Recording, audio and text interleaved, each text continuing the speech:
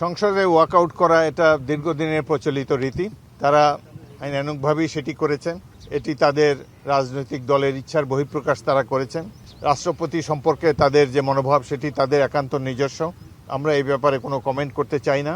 তবে আমরা আশা করব আগামী দিনগুলোতে ওয়াকআউট করার সময় তারা আরও সতর্ক থাকবেন, এমন কিছু করবেন না যাতে ফ্যাসিস্টের আবার পুনরুত্থান হওয়ার সুযোগ হয়। আমরা সরকারি দল এবং বিরোধী দল এবং সকল রাজনৈতিক দল মিলে ফ্যাসিবাদ বিরোধী আন্দোলনে অংশ নিয়েছিলাম।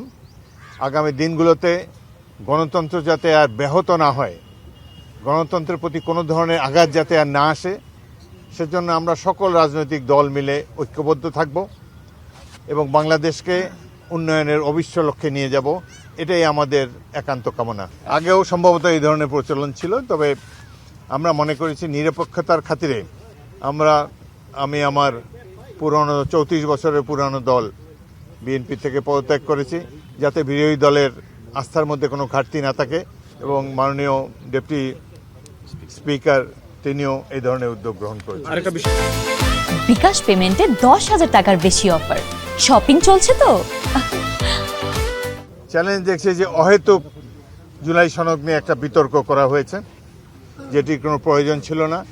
জনগণের নির্বাচিত প্রতিনিধিরা সংখ্যাগরিষ্ঠতার ভিত্তিতে যে ডিসিশন নেবে সেটাই সবার মান্য করা উচিত।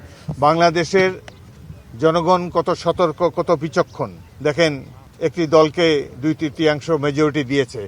এই 2/3 সংখ্যাগরিষ্ঠতা যদি না থাকতো, জনগণ না দিত, তাহলে আগামী দিনগুলো হতো ঝঞ্ঝা বিক্ষুব্ধ একটা বেসামাল সংসদ এবং জনগণের মধ্যে, রাজনৈতিক দলগুলোর মধ্যে নানা ধরনের বিশৃঙ্খলা শুরু হতো।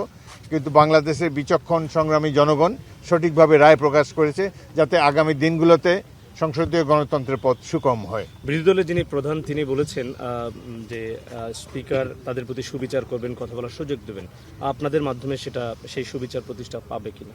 নিশ্চয়ই পাবে। আপনারা ক্রিকেট খেলা দেখেন, আমি একজন সাবেক খেলোয়াড়। ক্রিকেটের মাঠে 2জন আম্পায়ার আপনারা দেখেছেন, এখন আপনাদের সামনেও 2জন আম্পায়ার, আমি আর ডেপুটি স্পিকার দণ্ডায়মান রয়েছি।